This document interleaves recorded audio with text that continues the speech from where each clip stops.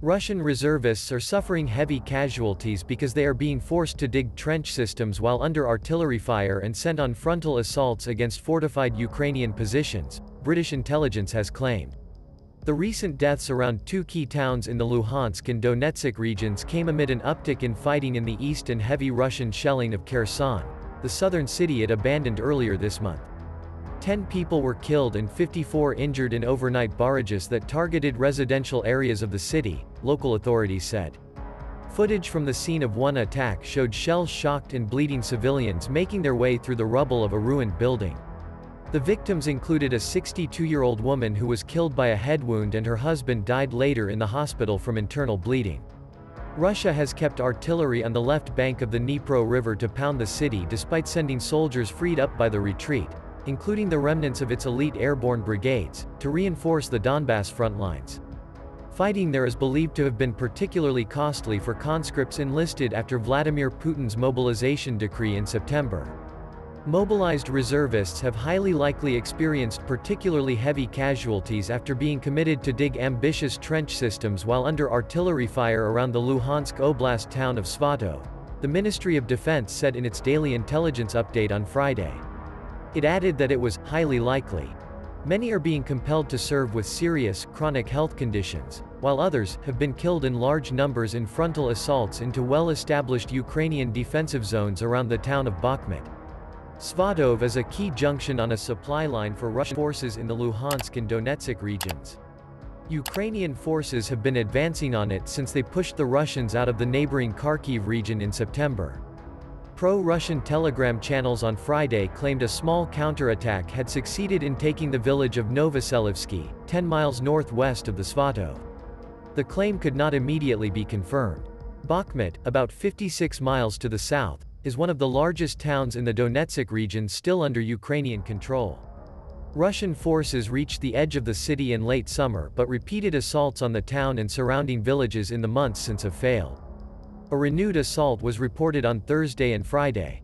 Russian troops were reported to have gained some ground near Opythna, a village to the south of Bakhmut that has repeatedly changed hands. It was unclear on Friday morning who had control of the settlement.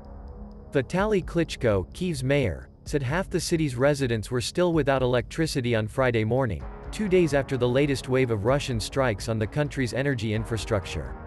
He said a third of houses in the capital now had heating. James Cleverly, the foreign secretary, who arrived in Kyiv for an unannounced visit on Friday, said a promised air defense package, which Britain valued at £50 million, $60 million, would help Ukraine defend itself against Russia's bombardments. Words are not enough. Words won't keep the lights on this winter. Words won't defend against Russian missiles, Mr. Cleverly said in a tweet about the military aid.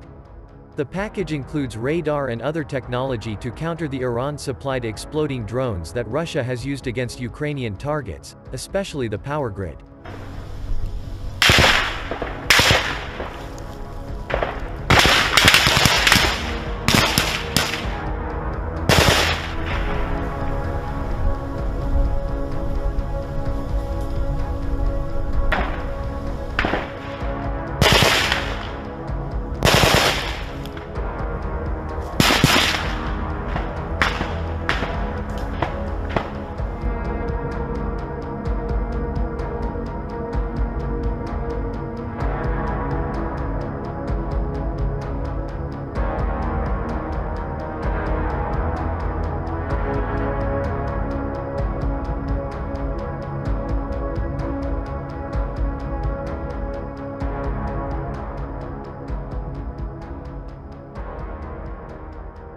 The Ukrainian city of Kherson has faced multiple attacks for the second day in an escalation of shelling since Russia withdrew from the city 2 weeks ago following an 8-month occupation.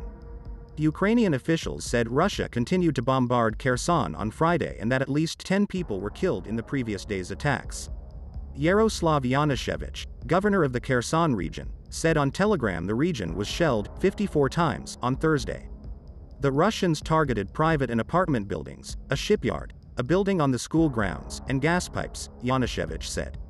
The enemy also shelled the following settlements in the district: Zelenivka, Chornobayevka, and Stepanivka.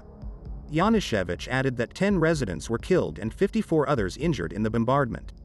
Lilia Kristenko, 38, lost her parents after a missile struck their building. Russians took the two most precious people from me, she told the Associated Press news agency. They lived so well, they lived differently. But they died in one day. As Kherson was picking up the pieces from the continuing shelling on Friday, Ukraine gradually restored power to millions of people left in the dark after devastating Russian air attacks.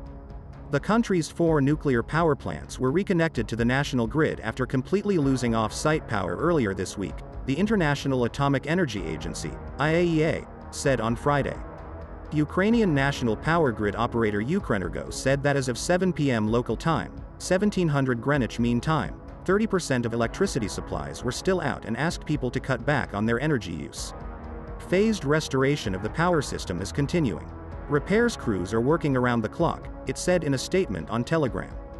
President Volodymyr Zelensky went to the town of Vyshhorod just north of Kyiv on Friday to look at a 4-story building damaged by a Russian attack.